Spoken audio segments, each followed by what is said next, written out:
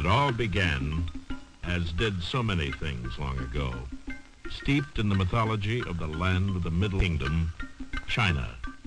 There on the roof of the world, where jagged Himalayan peaks touched heaven itself, the gods produced a nectar that became their favorite drink.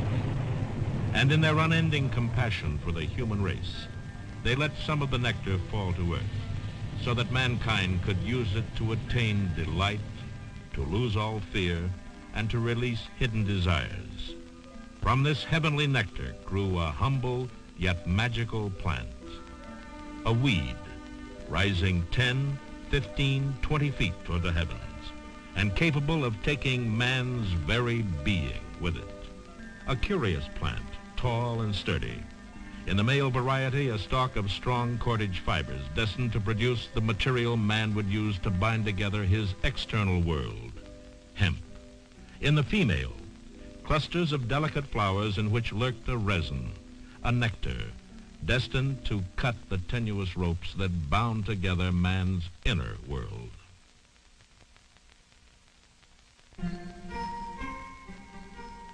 In the China of the year 2737 BC, ruled Emperor Shen Nung, wise and practical, a keen observer of all matters of the spirit and the flesh.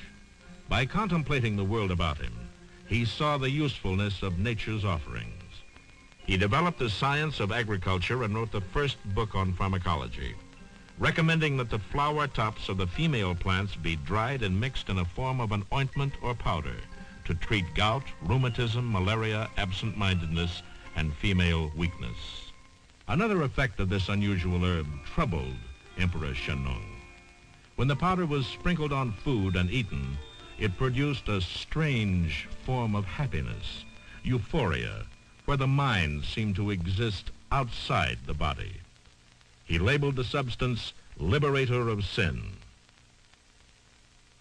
The winds that lashed the mountains at the top of the world scattered the seeds, and by 1500 BC, the liberator of sin found its way south to India.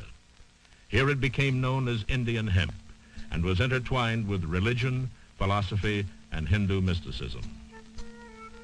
Its cultivation became a science, its use Epicurean, and its praises sung in the holy literature. For the liberator of sin was transformed into the soother of grief, the heavenly guide, the poor man's heaven. The flowers were brewed and consumed as a beverage called soma.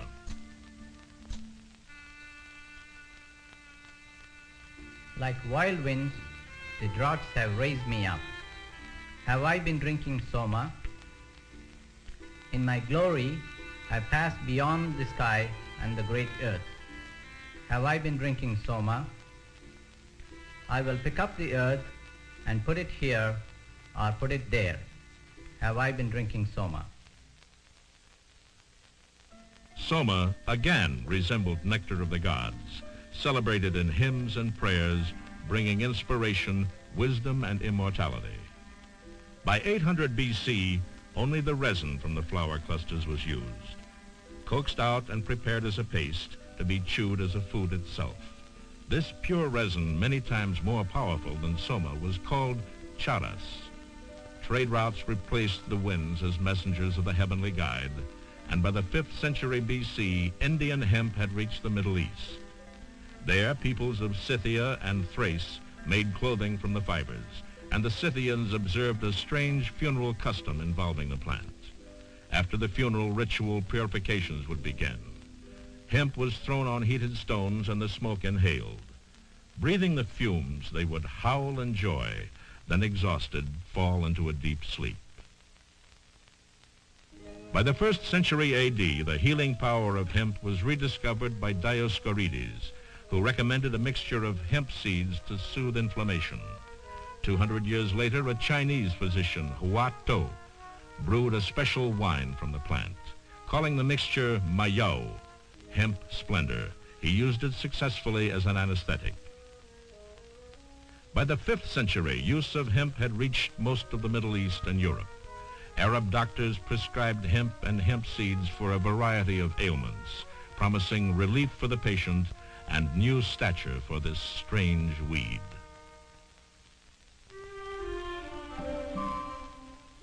But it was in the Muslim world during the time of the Crusades that hemp regained its evil reputation.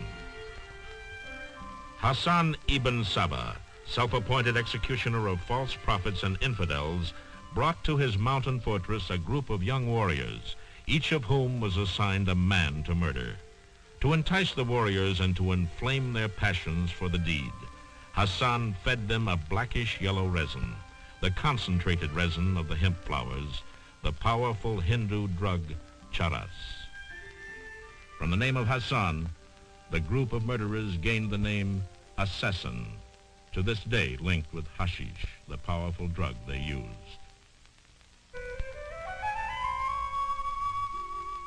Now, the new world awaited. Before the conquest in 1509, hemp was already part of the religious rites and ceremonies of the Aztecs. No one knows how the plant was introduced into the Western Hemisphere. Montezuma's son was described as often taking a few puffs of a very pungent tobacco just after lunch. A deep sleep would follow. By the end of the 16th century, smoking of rolled hemp leaves was widespread throughout much of Central and South America. England set to the task of colonizing the New World with huge fleets, using sails woven of hemp and held together by rope fashioned from the same versatile weed. As England's commerce expanded, so did her demand for hemp.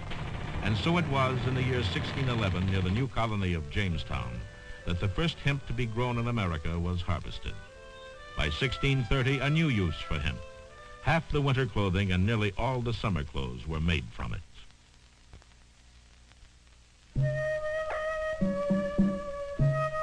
But this plant was not new to the American Indian.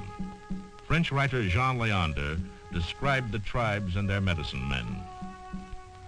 The priest burns dry leaves and, with a hollow stalk or a pipe, draws in the smoke and is transported to the point of losing all contact with his surroundings, as if in ecstasy, letting himself fall to the ground, completely relaxed and motionless.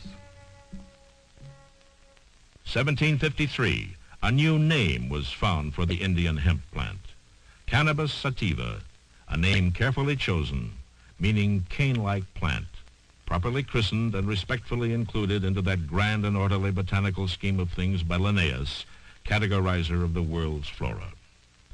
In England and America, cannabis remained a commodity of industry, the second largest crop in the South, with many farmers planting it, as the diary of one Virginia planter reveals. May 12th, 1765, sowed hemp at Muddy Hole by the swamp. August 7th, began to separate the male from the female hemp. Soon technology began to outstrip the usefulness of hemp. Steam doomed the sailing ship, and with it the huge sails woven of hemp. And introduction of the cotton gin in 1793 assured cheaper cotton clothing. The opening of the West in the 19th century gave brief renewal to the hemp industry through rising demand for rope and cloth for covered wagons. But hemp as a commercial product reached its peak by the Civil War. Meanwhile, another war, thousands of miles away, reawakened scientific interest in cannabis. Although cannabis already grew in most parts of Europe, French scientists accompanying Napoleon were intrigued by its widespread use in the Middle East. So beginning in the mid-19th century, hemp preparations were introduced into Western medicine, and experiments with the plant challenged both scientists and intellectuals for the rest of the century. It gives relief from pain and increases the appetite in all cases. And is effective in treating fatigue, rheumatism, rheumatic neuralgia, cough, asthma, and delirium tremens. As a remedy for the relief of supraorbital neuralgia, no article affords better prospects than cannabis. For migraine, cannabis is probably the most satisfactory remedy. Not to be outdone by modern medicine men, intellectuals of Western Europe promptly organized to find new uses for cannabis. 1846, the Club des Hachechins is formed in Paris by Théophile Gautier, one of the first to write of the effects of cannabis in his celebrated work, Artificial Paradise, and Charles Baudelaire, who wrote of cannabis, One will not find anything admirable in the intoxication except one's own sharpened nature. soon they ventured deeper into the unknown, turning to the more powerful form of cannabis, hashish. Concerned French officials clamped down, and for the first time in nearly 5,000 years, cannabis users were forced from the open streets into secret dens. Only the lofty intellectuals elsewhere still dared to experiment openly with their fantasies. Philosophers John Stuart Mill and Friedrich Nietzsche, psychologist William James, authors Alexander Dumas and Rabelais. Towards the end of the 19th century, cannabis in one form or another, under one name or another, was almost universal, cutting across social and economic in cigarettes and stone vessels. It was praised in song and hymn, and damned in word and deed. It was used for religious purposes and medical purposes, to relax its user or to send him into acts of violence. Its users were the indolent and the industrious, the evil and the religious, the intellectual and the warrior. In England, as in France a few years earlier, voices of concern were raised over the practice of using cannabis as an intoxicant.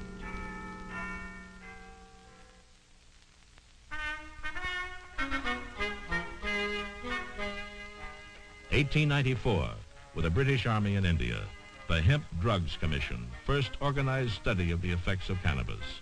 It produced a variety of opinions.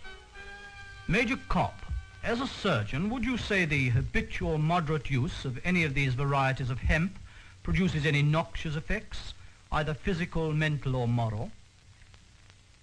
No. Mr. Chairman, my answer is yes.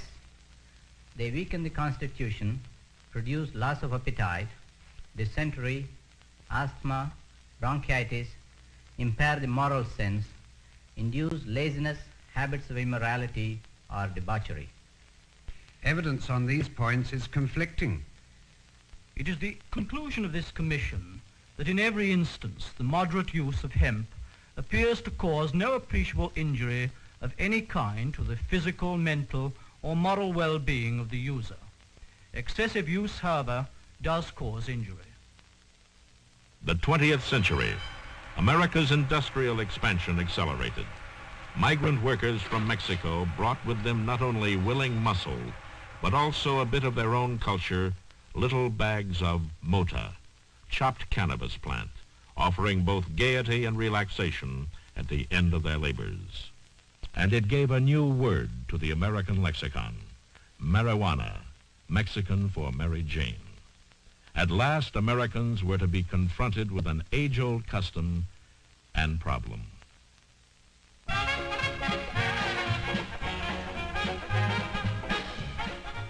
New Orleans, 1926. The original fun city, setting the pattern for styles, music, and gaiety in the roaring 20s. New Orleans, first American city to go on a binge, not from cheap bathtub gin or bootleg whiskey. For thousands of people, rich and poor, criminal and socialite, their high came from the wheat. It was the roaringest of times. For commerce, it meant trade. But ships sailing up the Mississippi opened markets of a different kind.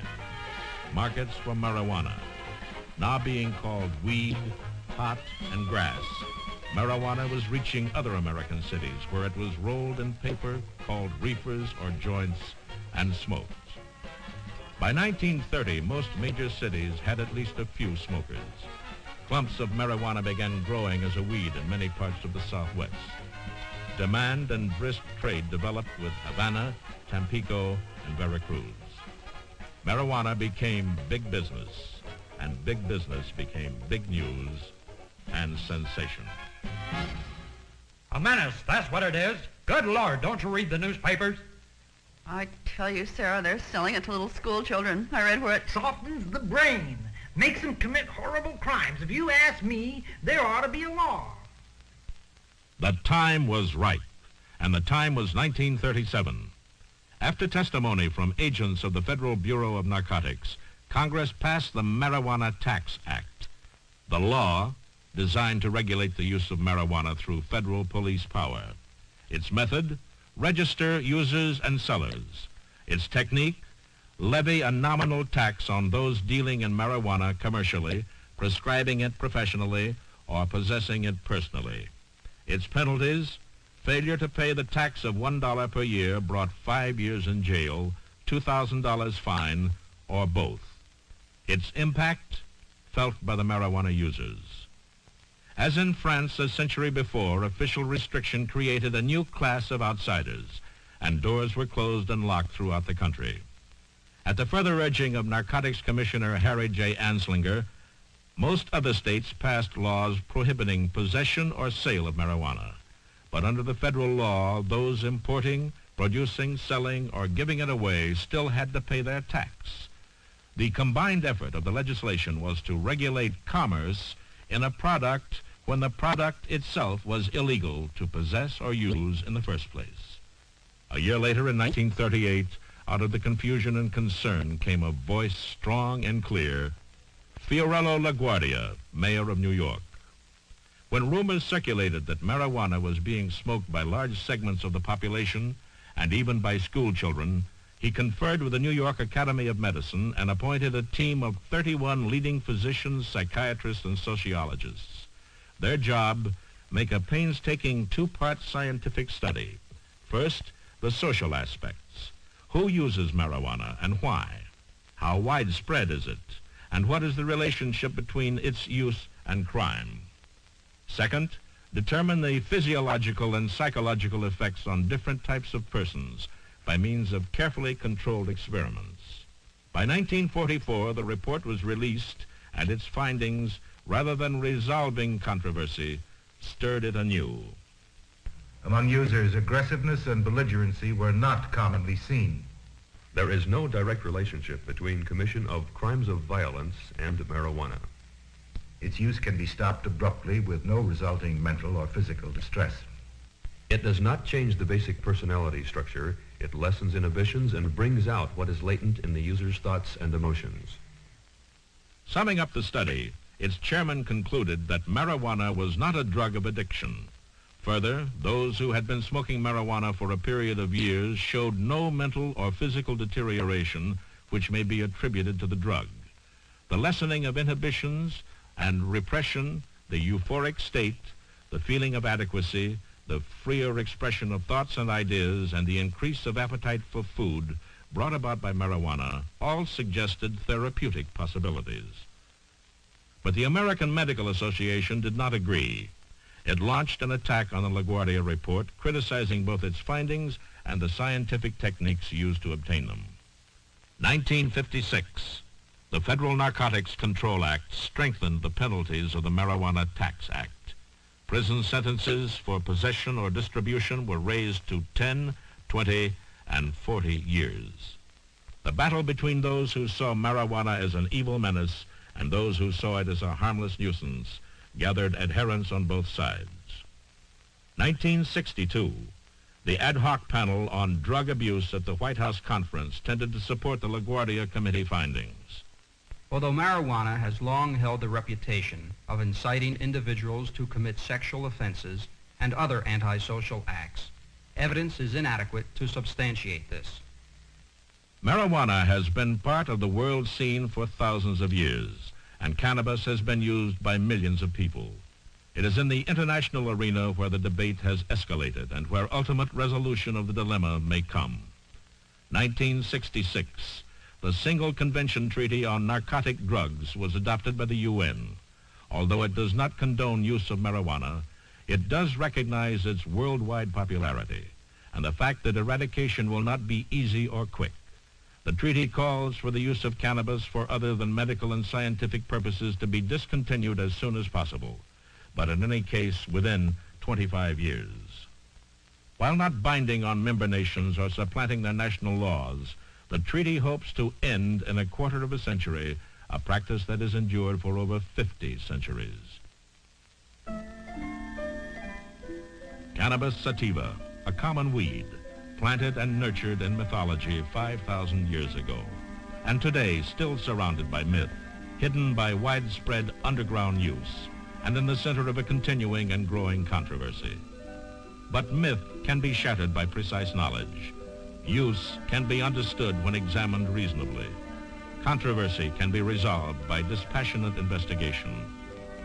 And all the while, as men argue heatedly and experiment carefully and smoke furtively, perhaps somewhere the gods are pondering the propriety of their gift of nectar, and man himself is asking, what hath the gods wrought?